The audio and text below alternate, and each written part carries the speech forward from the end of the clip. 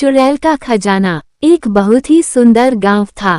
उस गांव में एक दादी माँ रहा करती थी, जिसकी उम्र तकरीबन 90 वर्ष की थी। गांव के सारे बच्चे रोज उसे कहानी सुनने की जिद किया करते थे और वह सभी बच्चों को साथ में बैठाकर तरह तरह की कहानियां सुनाया करती थी। एक बार की बात है, एक लड़का दादी माँ से जिद करने लगता है कि मुझे आज डरावनी चुड़ैल की कहानियां सुननी है। लेकिन दादी माँ उन बच्चों को तो भूत की कहानी नहीं सुनाना चाहती। उन्हें लगता है कहीं बच्चों के मन में डर न भर जाए। लेकिन सभी बच्चे दादी माँ से जिद करने लगते हैं। तभी दादी माँ कहानी सुनाना शुरू करती है। एक जंगल में एक पहाड़ी थी। वहाँ एक डरावनी चुड़ैल रहा करती थी। उस पहाड़ी में एक छोटा सा खंडहर था। उसी खंडहर के अंदर चुड़ैल का खजाना छिपा था, जिसमें बहुत से रत्न, हीरे, मोती, जवाहरात और महिलाओं के बहुत से आभूषण भी थे। वह चुड़ैल खजाने की रक्षा करने के लिए उस जंगल में भय का माहौल बनाए रहती थी, ताकि कोई उस खंडहर के करीब न आ सके।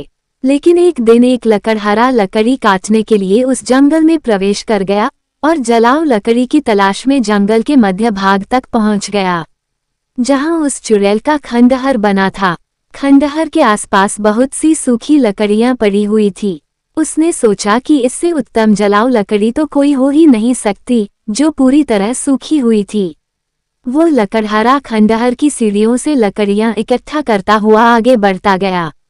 जैसे ही वह द्वार तक पहुंचा, वहां एक बहुत ही विशाल दरवाजा था, जो पूरी तरह लकड़ी का बना हुआ था।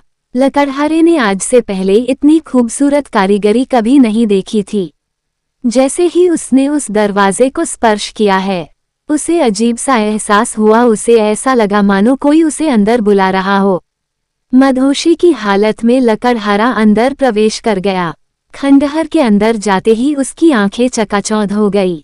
बड़े बड़े मिट्टी के बर्तनों में अशर्फियां, सिक्के और हीरे जवाहरातों का भंडार था। लकड़हारे ने आज से पहले इतनी दौलत कभी नहीं देखी थी। स्वाभाविक है कोई भी इंसान इतना बड़ा खजाना देखकर चकाचौंध ही होगा। तभी खंडहर के अंदर एक आहट के साथ दरवाजा बंद हो जाता है और जोर से हवाएं चलने लगती है। लकड़हारा खंडहर में एक खंभे को पकड़कर अपनी जान बचाता है। तभी वह डरावनी चुड़ैल अपना भयानक रूप प्रकट करती है। ये देखते ही लकड़हारा बेहोश हो जाता है और इसी हालत में लकड़हारे की एक रात गुजर जाती है। और जब लकड़हारे को होश आता है तो वहां चारों तरफ केवल पेड़ ही पेड़ दिखाई देते हैं। लकड़हारे को कुछ समझ नहीं आता कि वह यहाँ कैसे पहुंचा। लकड़हारा अपने कुर्ते की जेब में हाथ डालता है तो उसे एक सोने का सिक्का मिलता है। वो ये देखकर बहुत प्रसन्न हो जाता है। वह सोचता है उसकी जान बच गई और उसे इतना बड़ा सिक्का भी मिल गया, जिससे उसका खर्चा तो चल ही जाएगा। और वह उत्साहित होकर अपने गांव वापस बिना लकड़ियों के ही आ जाता है। घर में आकर सभी को ये बात बताता है, लेकिन उसके घर वाले कोई भी प्रतिक्रिया नहीं देते।